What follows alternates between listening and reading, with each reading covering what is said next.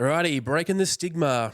So I see a lot of bullshit, a lot of empty gestures on the socials, Mental Health Awareness Month and, Are You OK Day or whatever. And I'm sure all those things start with great intentions, but like all things, and it'll happen to my stuff eventually, it'll just become old and cliche and it'll lose that real human touch that I think we need in this space. So, but the term break the stigma gets thrown around a lot, and I know what it means, right? And I'll summarize it now. It means let's get rid of some of those yucky negative feelings we have towards people who go through, crises and have those internal conflicts and, for lack of a better term, and I hate the term, mental health struggles, right? But what I've found with the break the stigma thing is that there must be a lot of broken stigmas around, and they must be hiding somewhere in a gigantic pile because I've never seen the broken stigma.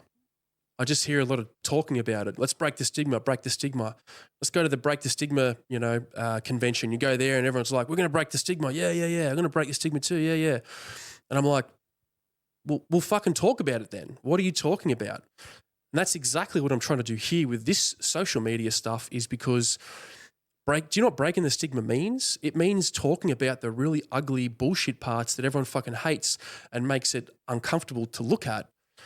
And that's why a page like mine is never going to get a lot of followers, right? Because the things I talk about aren't cool. They're not fun, right? They're not empty gestures. I'm trying to tell you the really important stuff that has substance that's to do with the actual experience, right? So, for example, the things I'm trying to document on here are the things that I went through when I was in the worst part of that experience. And I want to document them now because the more time that passes, the further away I get from that place, the more I'm going to forget. I'm going to forget what the feelings were, the sentiments, some of the thought patterns, the behaviors. So while I've got this proximity that I've got right now, I'm going to document as much of it as I can so that in the future, I don't do some bullshit empty gesture where I'm talking about breaking the stigma, but I've actually completely forgotten what the reality of that situation was like.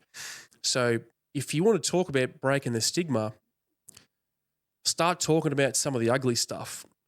Start making some people feel a little bit uncomfortable when they hear some of the things that you've got to say and that you share some of your experiences, right? It's not supposed to be a big sad story fest where everybody gets together and cries and talks about how broken they are. It's about sharing the commonality of those experiences so that other people who are in it, who can't see yours, know that what they're going through is far more commonly felt than they give it credit for. And I think that's one of the big contributors to suicide is people cannot reconcile their experience because they can't see it in anybody else.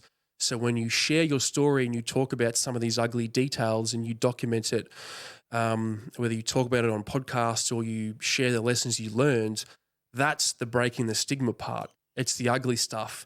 It's the uncomfortable stuff. So don't just talk about breaking the stigma. You got to break the fucking thing, right? Do some shit that makes you feel uncomfortable.